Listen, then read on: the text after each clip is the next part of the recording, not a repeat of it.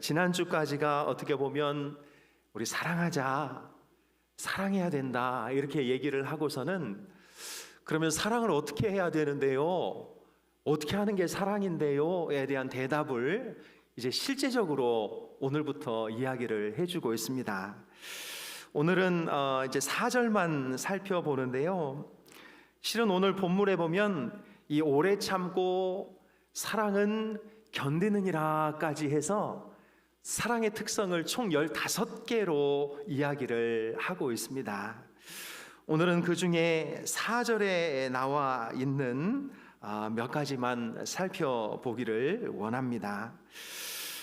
바울은 이 15가지 특징을 이렇게 쭉 나열하고 있는데요. 사랑은 오래 참고 온유하며 쭉 이렇게 나열하고 있는데, 바울은 어떤 원칙에 따라서 이것을 이렇게 배열했을까요?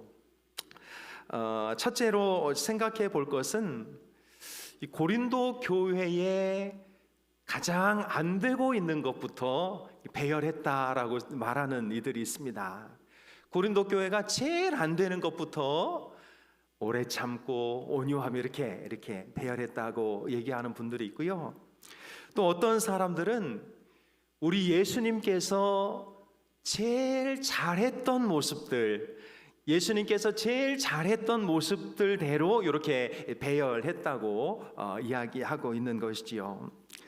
오늘 우리는 이 고린도 교회의 이 연약한 부분들, 그리고 예수님께서 실제적으로 우리에게 보여주셨던 이 두 가지 관점에서 여기 열거된 이 사랑의 특성들을 하나하나 살펴보기를 원합니다. 그렇다면 성경이 가르치는 진정한 이 아가페 사랑의 특징은 무엇일까요? 첫째로 사랑은 오래 참는 것입니다. 이 오래 참음이라는 단어는 항상 어디에서 쓰여졌냐면 인간과의 관계에서 이렇게 쓰여졌습니다. 그래서 턱걸이를 오래 참고 숨을 오래 참고 이런 참음이 아니라 이 사람들과의 관계 속에서 참아내는 것이 바로 이 오래 참는다라는 단어인 것이지요. 그래서 사람에게 받은 상처, 사람에게 받은 손해, 사람에게 받은 이런저런 어려움들을 잘 참아내는 것을 이 오래 참고에 담고 있는 것이지요. 실제적으로 그 당시 그 로마 히랍의 철학은 적들에게 공격을 받으면 즉각적으로 반격하여 이렇게 쓰러뜨리는 것이 강자로 여겨졌습니다. 그래서 로마나 그 당시 이 그리스는 이 전쟁을 치르면 완전히 그 나라를 이렇게 싹 진멸해 버리는 것이 이 강함의 표시였었지요. 그런데 바울은 지금 사랑은 그렇게 하는 거 아니다, 오래 참는 것이다, 이렇게 이야기를 하고 있습니다. 이것은 바로 그 당시 어떤 사회적인 풍조나 문화에 있어서는 상당히 파격적인 말이라고 할 수 있는 것이지요. 그러면 바울은 왜 억울한 일을 당하고도 오래 참으라고 말할까요? 바로 이 참음의 덕을 통해서 우리는 예수님을 더 닮아갈 수 있게 되기 때문입니다. 주님은 오래 참으시는 하나님이십니다. 바울은 디모데전서 1장 16절에서 내가 긍휼을 입은 까닭은 예수 그리스도께서 내게 먼저 일체 오래 참음을 보이사 후에 주를 믿어 영생 얻는 자들에게 본이 되게 하려 하심이니라, 이렇게 말하고 있죠. 사도 바울은 예수님을 믿는 사람들을 막 가두고 죽이고 옥에 가두지 않았습니까? 근데 하나님이 자기 인생을 살펴보니까 내가 그렇게 할 때 하나님이 이거 참지 않았으면 나는 끝장날 뻔했다, 이렇게 느끼고 있는 것이지요. 내가 막 하나님 예수님의 그 백성들을 막 죽이고 감옥에 넣을 때 그럼에도 하나님이 끝까지 참아주시고 기다려주셔서 내가 살고 있는 것이지, 만약 그때 나를 그냥 싹 밀어버렸으면, 하나님이 참아주시지 않았으면 내 인생은 그냥 그날 끝나버린 것이다, 이렇게 고백하고 있는 것이지요. 그래서 골로새서 3장 12절에서도 너희는 하나님의 택하신 거룩하고 사랑하신 자처럼 오래 참음을 옷 입으라, 이렇게 말씀하고 있습니다. 사랑하는 여러분, 인생을 살다 보면 나의 실수나 잘못과 상관없이 오해를 받고 수모를 겪는 경우들이 많이 일어날 수 있습니다. 그때 우리가 해야 할 일은 무엇이냐면, 모든 것을 끝까지 참으셨던 우리 예수 그리스도를 바라보는 것입니다. 나를 뭘로 보고 이래? 내가 예수 믿는다고 나를 바보로 하는 거야? 하고는 예수님과 행동과 나의 행동이 따로 논다는 것은 지금 예수님의 제자의 뒤를 따르지 않는다라는 것이지요. 예수님은 어떤 소리를 들었습니까? 미치광이, 귀신 들린 자, 먹기를 탐하는 자, 술을 즐기는 자, 사마리아 사람, 나사렛 사람, 귀신의 왕, 창기의 벗, 사형에 처하는 것이 마땅한 자, 이런 수많은 오해들과 수많은 이상한 소리를 들었음에도 불구하고 그분은 끝까지 하나님의 뜻을 따라 십자가를 향해 걸어가셨다는 사실을 우리는 꼭 기억해야 하겠습니다. 사랑하는 여러분, 우리의 삶 가운데 이런저런 여러 가지 어려운 부분들, 관계적 어려운 부분들이 생긴다면 우리도 예수님을 따라 오래 참을 수 있기를 축복합니다. 사랑은 오래 참음에서 입증되는 것이지요. 그래서 오래 참지 못하면 내가 상대방을 사랑하는 것이 아니구나 라고 이렇게 표현이 돼버리고 마는 것이지요. 사랑하는 여러분, 남편이 속썩여도 오래 참으시고, 아내가 속썩여도 오래 참으시고, 또 자식이, 또 내 옆에 있는 우리 교우가 속을 썩인다 할지라도 우리 오래 참을 수 있기를 주님의 이름으로 축복합니다. 둘째로, 사랑은 온유합니다. 이 온유하고의 단어는 친절하다라는 말입니다. 그러니까 오래 참음이 사실 이 누군가가 나에게 준 상처를 견디는 것이라면, 그냥 견디는 것이라면, 이 온유함은 한 발짝 더 나아가서 그 사람에게 대해서 친절하게 대하는 것, 오히려 그 사람은 나를 욕해도 나는 그 사람을 칭찬해 주는 것이 바로 이 온유함이라는 단어인 것이지요. 그래서 이 온유함은 사실 이 참는 것보다도 훨씬 더 능동적이고 적극적인 태도라고 할 수 있습니다. 여러분, 아브라함 링컨에 대한 이야기가 전해지고 있는데요, 그에게는 많은 친구들이 있었지만 적도 많았습니다. 그를 집요하게 괴롭혔던 적 가운데 한 사람이 스탠톤이라는 사람이 있었는데, 그는 신문을 통해서 교활한 어릿광대라고 링컨을 욕하였습니다. 또 공중 이렇게 연설에서 이 오리지널 고릴라다, 여러분들 고릴라를 보러 아프리카까지 갈 필요 없다, 일리노이의 스프링필드에 가면 그 고릴라 한 마리를 감상할 수 있다, 이러면서 계속 링컨을 괴롭혔습니다. 그런데 후인 링컨이 이 내각의 강요를 임명할 때 놀랍게도 이 스탠톤이라는 사람을 국방장관으로 임명을 하지요. 우리나라도 이런 어떤 그 포용성이 좀 있었으면 얼마나 좋을까요? 우리 정치계 또 여러 부분들에 있어서 저희가 기대했던 어떤 그 모습들이 요즘 보이지 않아서 너무 안타깝지 않습니까?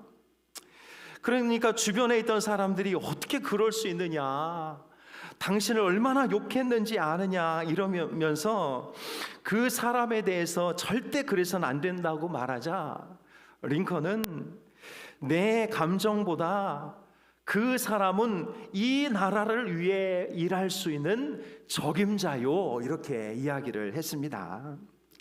링컨이 결국 나중에 암살을 당하게 되는데요, 그 앞에서 뜨거운 눈물을 흘린 사람이 바로 아까 그렇게 욕했던 스탠튼이었고, 그는 여기 세계가 지켜보았던 사람 중에 가장 위대한 지도자가 누워 있다고 말하였습니다. 사랑하는 여러분, 이게 바로 온유함의 힘이지요.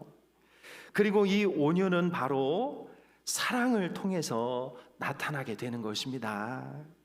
사랑하는 여러분, 결국 온유한 사람이 승리하는 것이고, 강한 사람은 그의 외형만 꺾을 수 있지만 온유한 사람이 그의 내면까지 다 꺾어낼 수 있다는 사실을 우리는 꼭 기억했으면 좋겠습니다. 그래서 온유한 자가 진정한 의미에서 강자인 것이지요.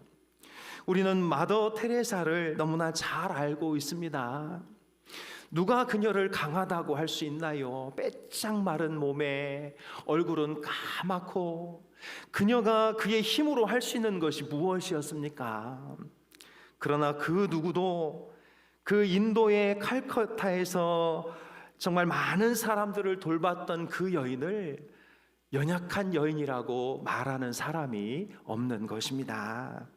사랑하는 여러분, 우리도 더 온유하고 더 친절함으로 우리의 사랑을 드러낼 수 있기를 축복합니다.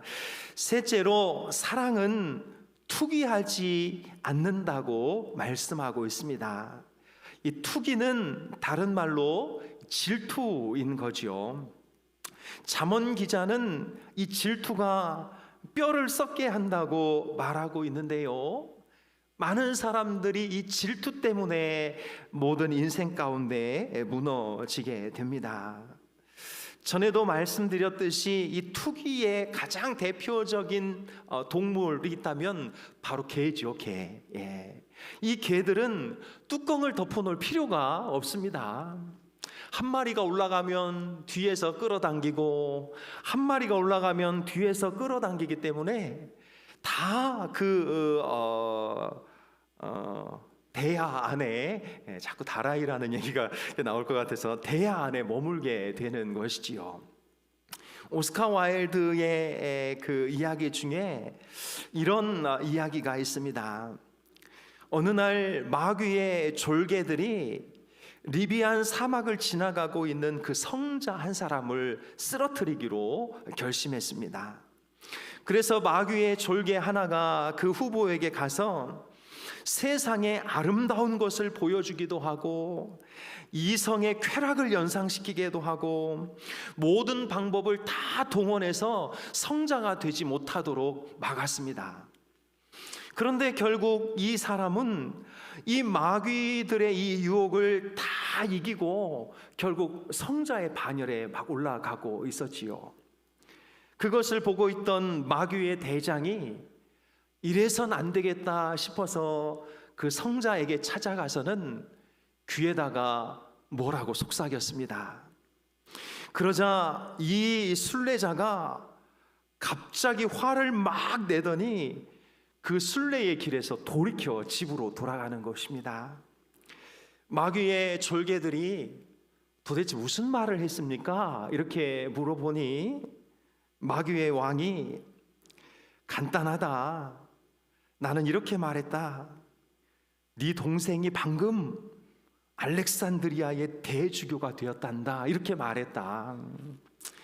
그러니까 이 사람이 마음속에 이제 투기가 생기면서 그 모든 것들을 이겼던 그 이김을 뒤로 하고 순례자의 길에서 돌아섰다는 이야기를 오스카 와일드는 전해주고 있습니다.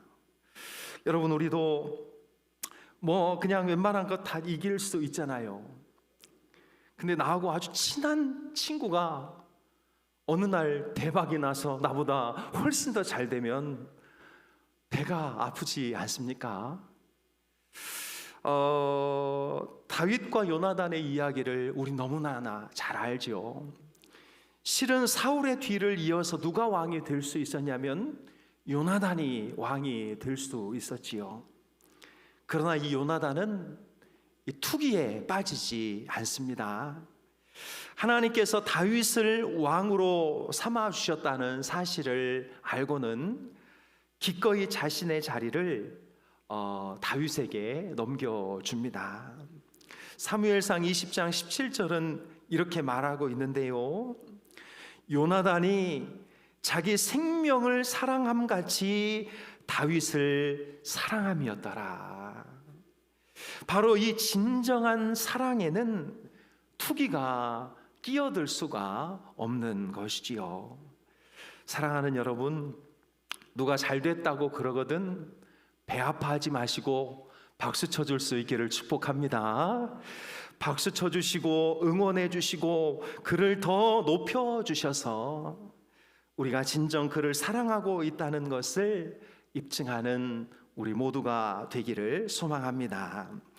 넷째로, 사랑은 자랑하지 않습니다.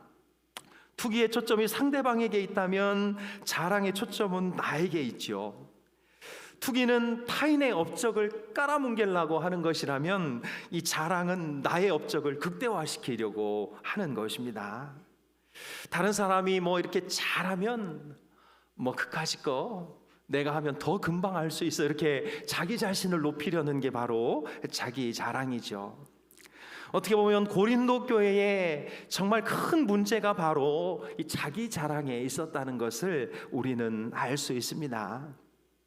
바울은 이 고린도 교회의 근본적인 문제가 참 사랑을 배우지 못했기 때문이라고 지적하면서 참된 사랑은 자기를 자랑하지 않는다고 말씀하고 있습니다.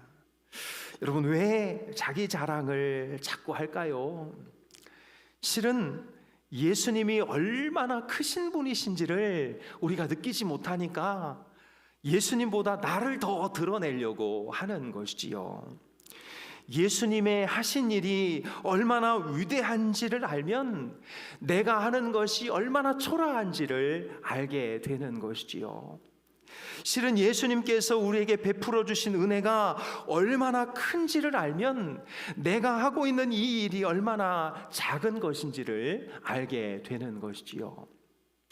여러분, 제가 아무리 그림을 잘 그린다고 막 이렇게 발버둥을 쳐봐도 피카소나 피카소 앞에 가면 제가 뭘 내밀 수 있겠습니까? 그러니까 자기 자랑을 계속 하는 사람은 세상이 어떤지를 모르는 그런 사람인 것이지요. 예수님의 거룩함 앞에 서보지 않은 사람이 자기가 거룩한 줄 착각하는 것입니다.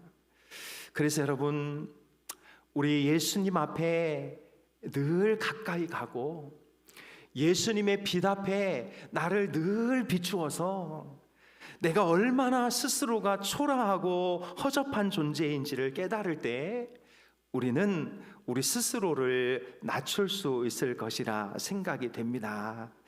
사랑하는 여러분, 내가 높아지는 경우는 내가 나를 높였을 때 생기는 것이 아니라 나는 가만히 있고 옆에서 높여줄 때 높아지는 것이지요.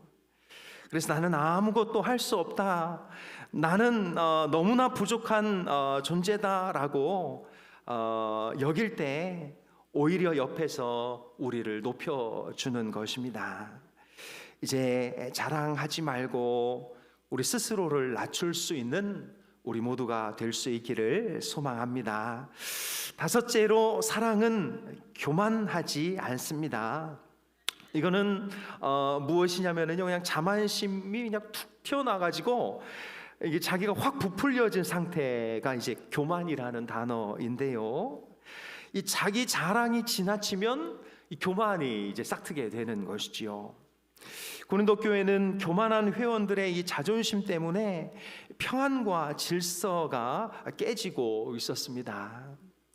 고린도전서를 쭉 살펴보면은요, 고린도전서 1장에는 지도자들에 대한 자만심, 내가 따르는 그 지도자가 최고야라는 그 자만심, 2장에는 내가 지혜롭다는 그 교만, 3장에는 내가 무엇을 했는데 내가 이런 사람이야라는 자랑, 4장에는 내 말에 대한 자랑, 5장에는 이 성적 범죄를 자랑하는 이런 오만들이 계속 드러나고 있었고, 그 자랑들이 고린도 교회를 계속 무너뜨리고 있었던 것이지요.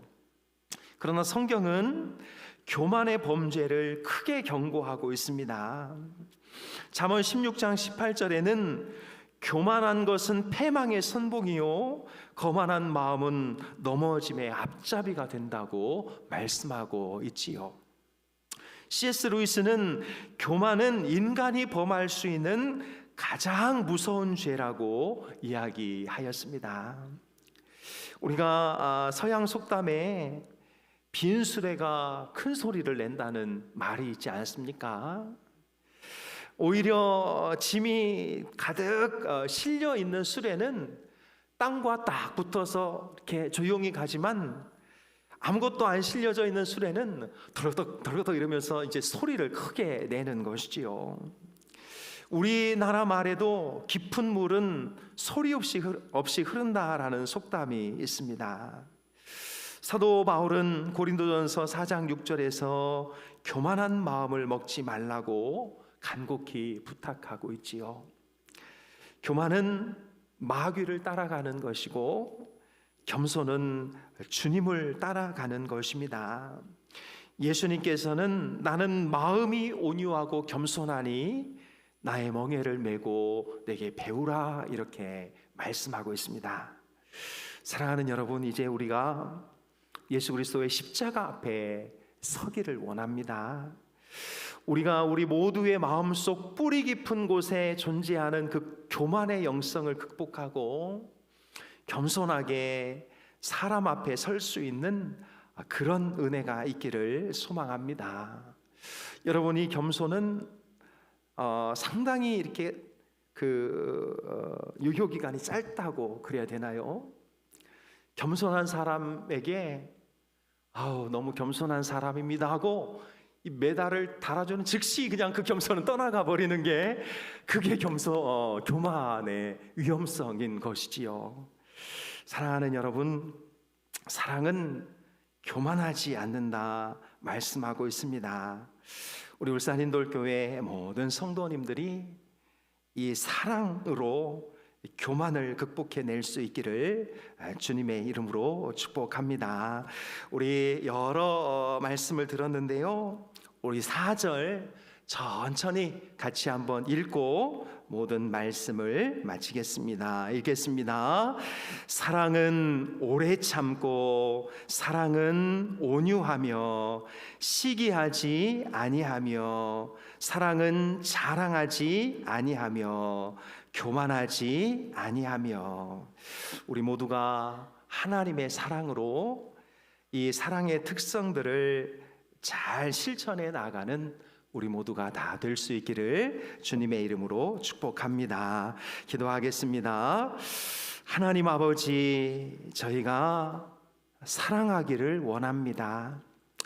그냥 입술로만 사랑하겠다고 고백하는 것을 넘어 실제로 우리의 삶에서 사랑이 드러나기를 원합니다. 오래 참아줄 수 있게 하시고, 오히려 친절하게 대할 수 있도록 도와주시고, 시기하지 않게 도와주시고, 자랑하지 않게 도와주시고, 나의 교만을 드러내지 않도록 인도하여 주옵소서. 조급하고 불친절하고 투기하고 자랑하고 교만한 것들이 우리들 사이에 들어올 때에 우리는 서로 나뉘고 분열하고 싸우고 질투할 수밖에 없는 그런 나약한 존재들입니다.